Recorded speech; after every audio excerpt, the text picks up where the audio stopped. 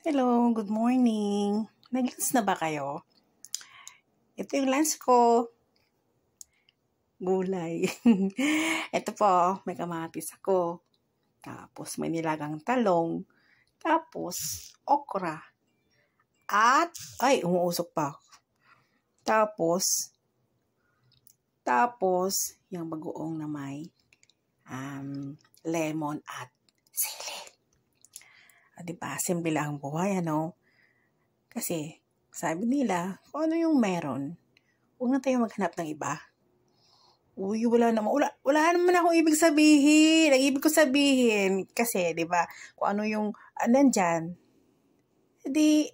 nandyan na yan.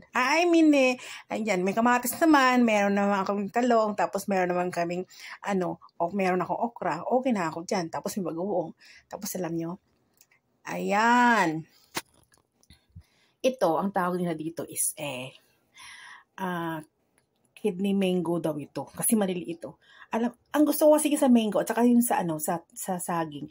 Yung may batik, yung may batik-batik. Kasi matamis yun di ba? So, sige na. Kain na tayo ha. Kumain na rin kayo. God bless po. Dapat araw-araw, grateful tayo. Meron tayong ganito. Meron tayong, may magandang araw, tapos araw-araw nagigising tayo para sa ating pamilya, di po ba? Sige po, kain na! Atak na! Ayan, uwinggo natin, no? Masarap yan. Matamis. Saka ito, okay na. At magkamay tayo. Bye-bye po. Thank you.